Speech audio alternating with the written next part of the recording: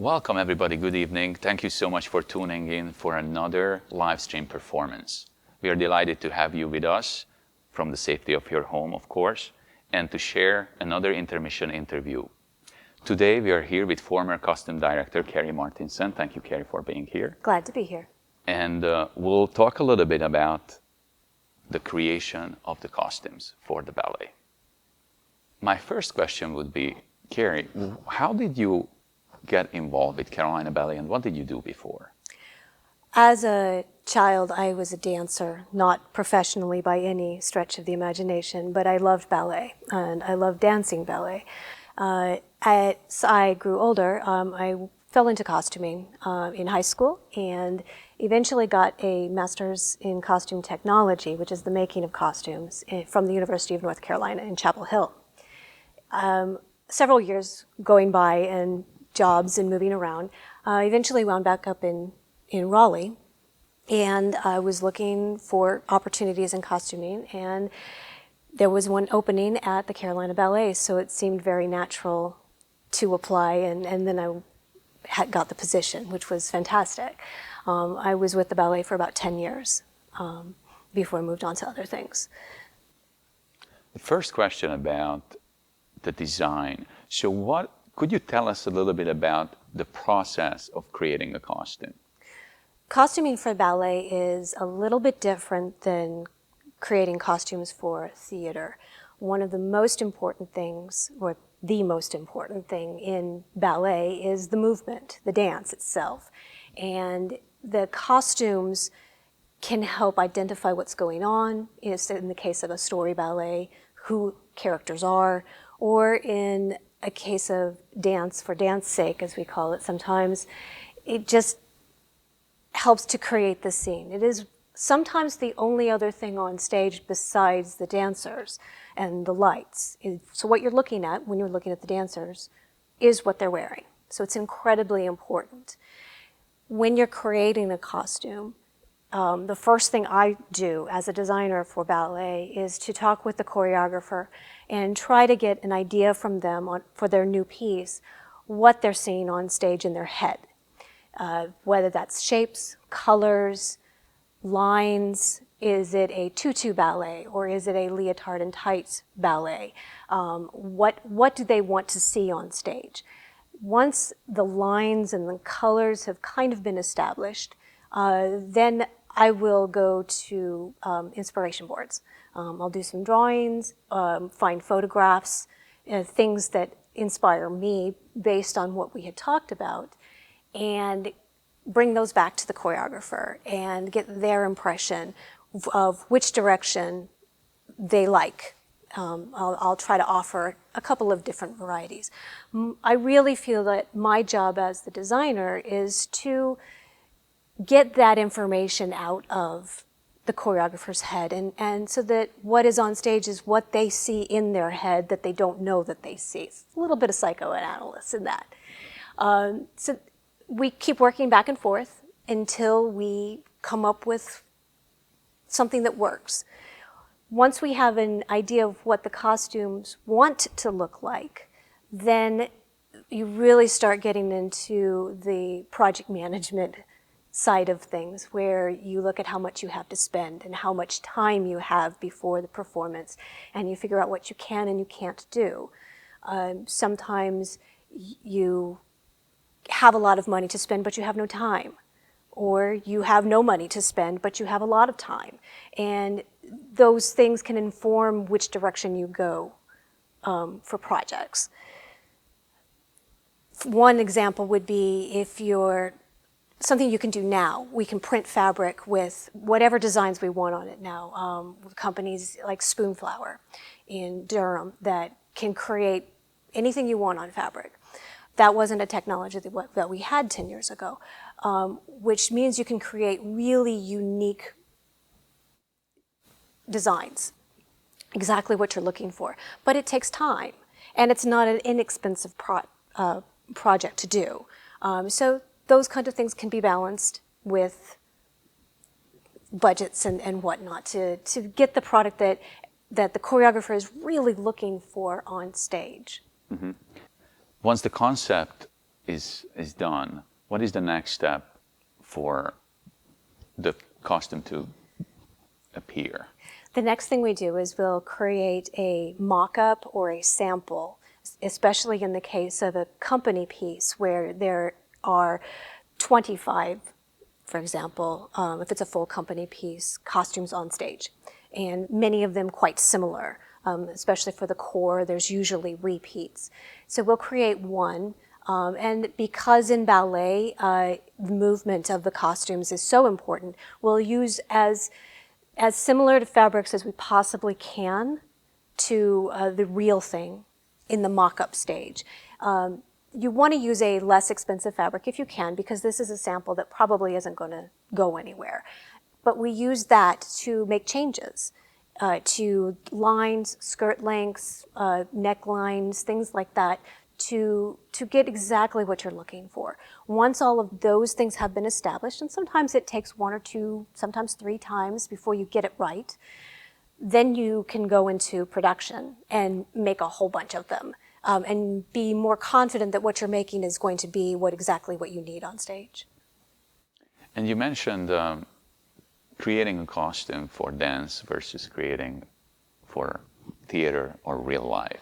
What are the most important things that you have to make sure? One is washability is incredibly important to remember. These garments are worn by athletes. They are not sitting around watching TV while they're wearing them. They are working and working very hard while they're looking incredibly beautiful. And we want to be able to have clean garments after they've worked very hard in these. So we have to consider how we're going to clean these garments night after night after night.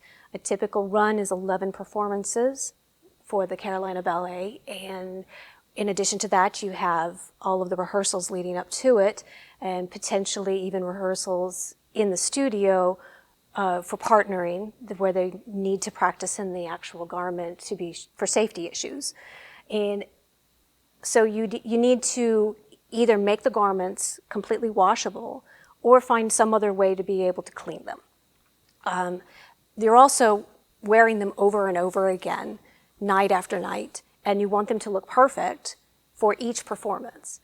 In the case of a story ballet, something like the Nutcracker, those costumes, the Carolina Ballet's Nutcracker costumes are over 20 years old and are used in over 22 performances every season on a typical season.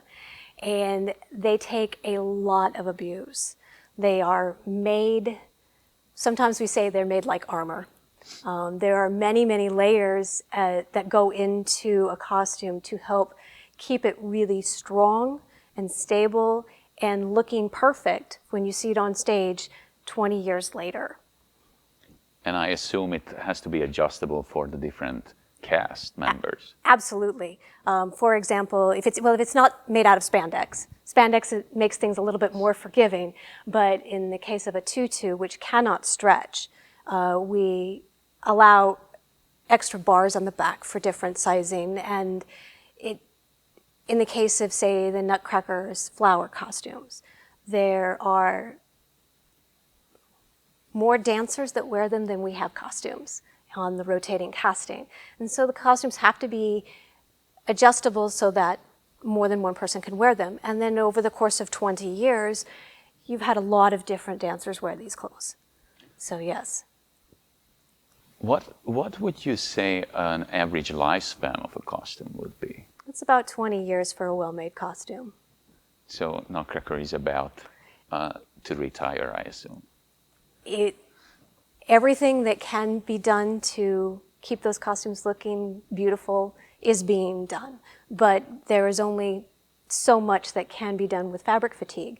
While I was at the Carolina Ballet, we would replace costumes over time as they would wear out, using the original designs and working them in. You'd never know that they were replaced.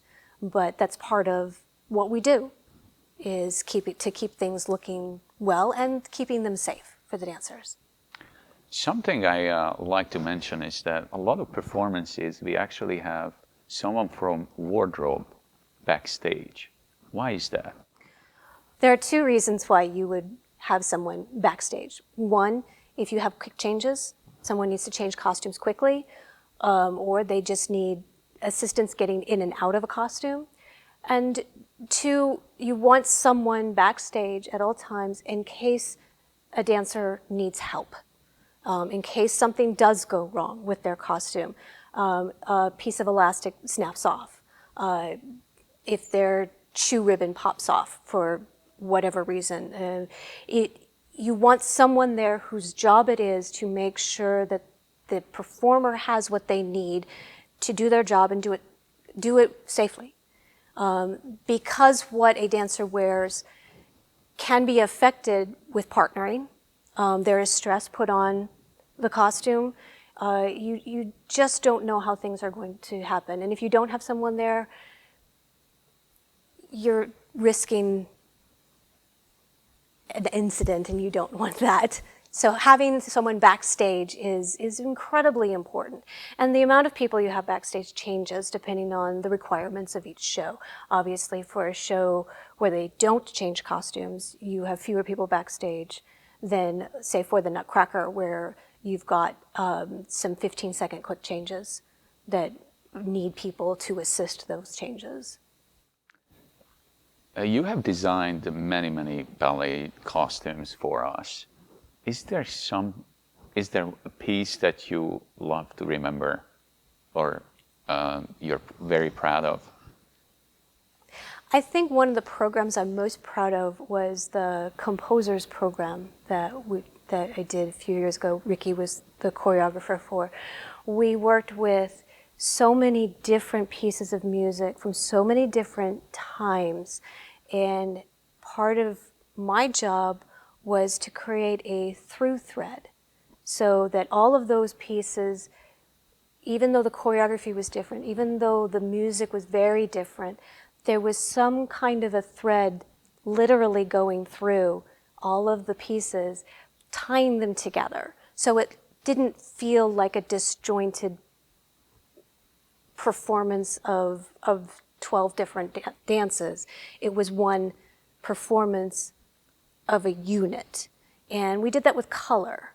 We kept everything very sepia tone for all of the pieces, and popped out one color in each performance. There was a red in one, there was blue in another one, but the base color for all of them was sepia. And I think it was a really successful design. Of course, there's always things that you would change after the fact, but I think that's one that I'm the most proud of.